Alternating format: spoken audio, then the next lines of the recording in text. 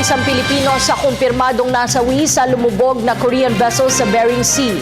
Ayon sa DFA, naabisuhan na ang pamilya ng Pinoy na nasawi habang patuloy ang paghahanap ng mga otoridad sa mga nawawala pang pasahero ng barko.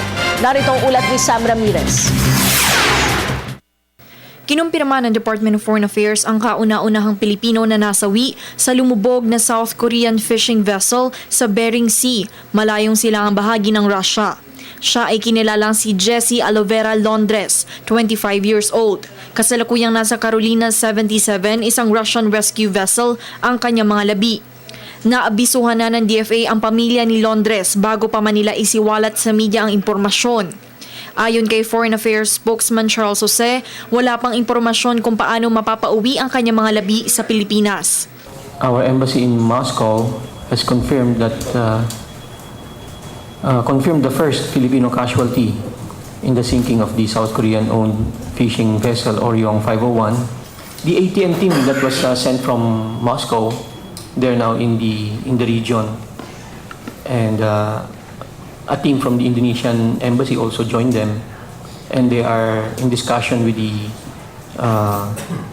Russian authorities concerned with the search and rescue, and they are exploring all options on how best what to do with the remains. So this is still under discussion. Isa lamang si Londres sa 11 katawan na na-recover ng search and rescue teams. Kabilang dito ang 6 na Indonesians at 4 na South Koreans.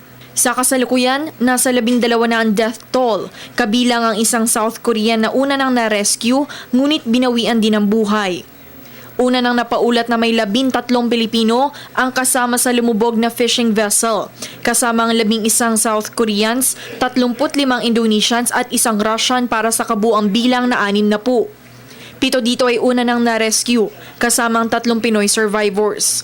May 41 crew members pa ang patuloy na hinahanap ng mga otoridad, kabilang na ang 9 na Pinoy. Samantala, sinabi ni Jose na nakapiling na ni Nicole Sabay, isa sa mga Pinoy survivors, ang kanyang pamilya. One of the rescued Filipino crew member, Nicole Sabay, and I would like to further inform that he was already able to speak to his family in the Philippines. Dagdag pa ni Jose, nananatiling positibo ang mga otoridad na mahahanap nila ang 41 crew members kahit pa manipis na lang ang tsansa dahil sa masungit na panahon. Para sa Telebisyon ng Bayan, Sam Ramirez.